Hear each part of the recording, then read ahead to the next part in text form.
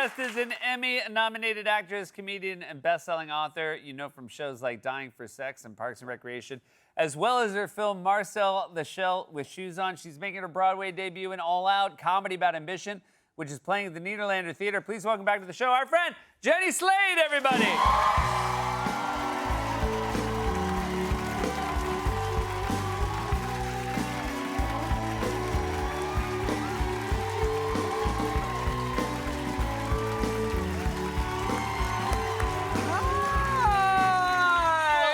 You look amazing.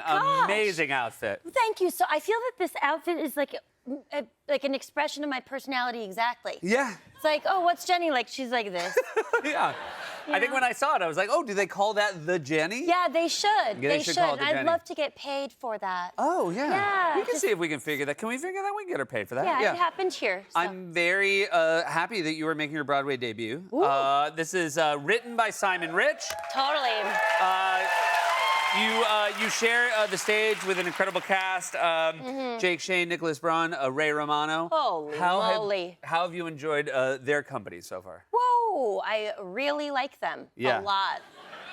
If my life just became those are my only friends, I love all my other friends, but I'd be fine. Yeah. I love them. And, you know, Ray Romano, it's just like, you gotta be kidding me, man. Yeah. He is so nice, and he's so good at acting. And I already was so obsessed with him before this, but I haven't told him that. Yeah. Awesome to say it here. You know, my parents, to this day, when I go home and visit them, they have taped a rerun of Everybody Loves Raymond. That is, and so we just sit and watch it. Wow. It's so great. It's so great. And now that I know him a little and I love him, I feel like he doesn't get treated well by his family in that show. Yeah, I agree. I'm just give him a break. I agree. Oh my gosh, they say they love Raymond, but do they? Do they? You know? I should have had a question mark at the end of that title. Man, do they? Yeah, everybody loves Raymond. You're not showing it. Yeah. How are your nerves? How are your Broadway nerves? What do they seem like? They're fine! Yowie! Well, here's the thing. Okay, here's the thing. I on the positive side, I like magic-y stuff, like making a wish on an eyelash, for example. A shooting star, I'm like, I wish, you know, whatever. Negative side, I'm a bit superstitious. And it kind of is like, it can be like a sort of stupid-y karma kind of thing where I'm like, oh, if I did that thing, so that will probably happen to me. Okay, sorry. So to get to what I'm talking about, everyone is like, what? Is this the play? So unfortunately, but fortunately for me, I have spent over a decade taking a lot of personal time watching something on YouTube that is called Peter Pan Fails. Okay. Okay. And I'm like, okay, this is, for a while it was great, because it's like, here's what this is. Okay. Someone pulls the wrong pulley, okay? They pull the During a stage production of Peter Pan. Of Peter Pan. Okay. You know, all these kids, they're like, tender shepherd, and then they go to sleep. And they're supposed to be sleeping, and someone, God bless us all, backstage is like, and now cue Peter, but instead they just rip someone else out of their bed. And they bonk the wall. And they have to stay in character. It's like, and there's so many of these. There's one where the windows open, it's like, da-na-na-na-na, Peter's about to come, you can feel it in your spirit. And Peter lands and he's like, yeah, and then the whole stage falls over. But now I'm like, oh no, now I made all, we're all laughing. So you think this bad stuff is gonna happen to you because you've taken so much joy from it? That's right. It's like, oh, you think that's funny? Now you're gonna fall right off the stage, you idiot. Is there a favorite Peter Pan fail? Could you maybe? Oh, sorry. There happens to be. My body knew the score. Okay. Yeah. And would you mind maybe giving us a staged rendition of that? I would love to do that. Okay, here's what happens. It's like Wendy is sleeping, okay? She's sleeping.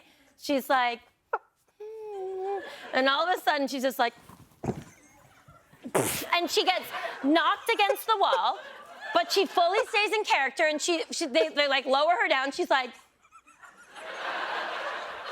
She stays in character. She's in a nightgown. She looks like a freaking ghost. She goes, like, ooh, must have been a dream, mama.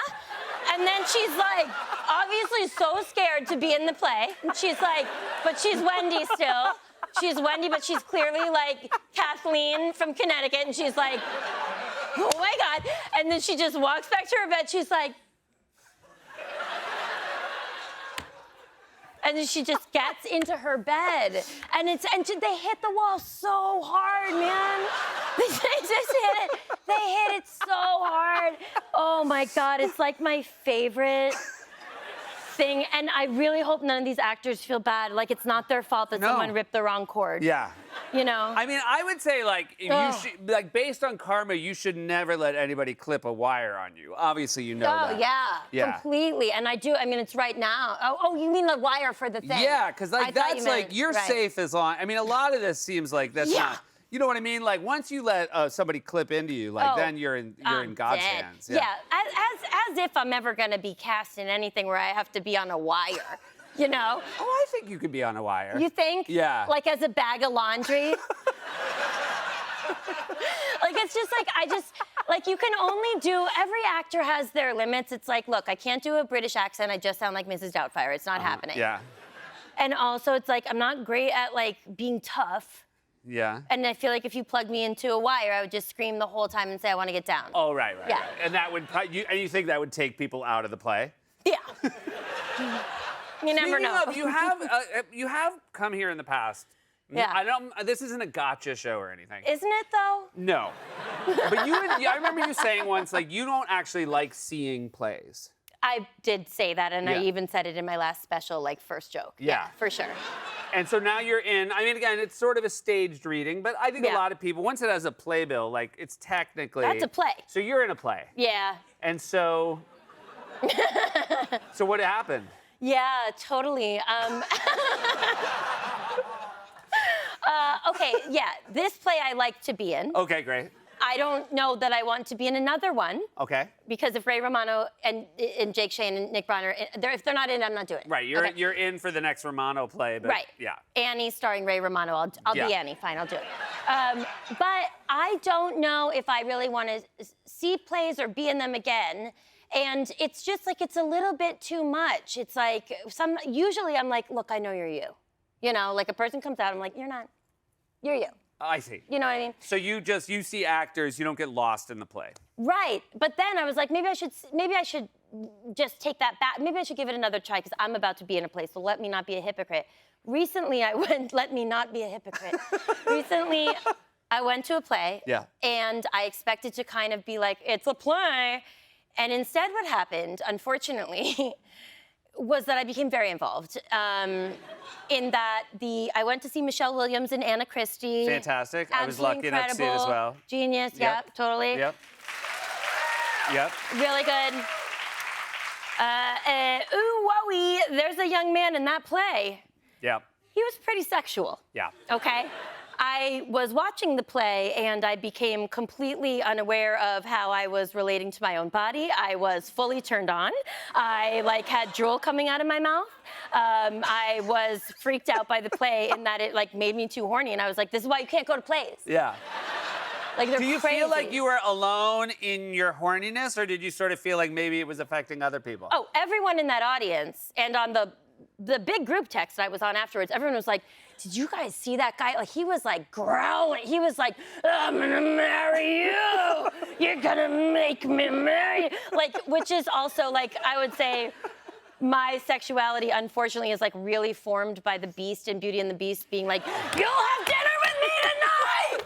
Like that, I'm like, Oh, oh, I'm in you love like with that you. energy. Yeah, you will go out with me.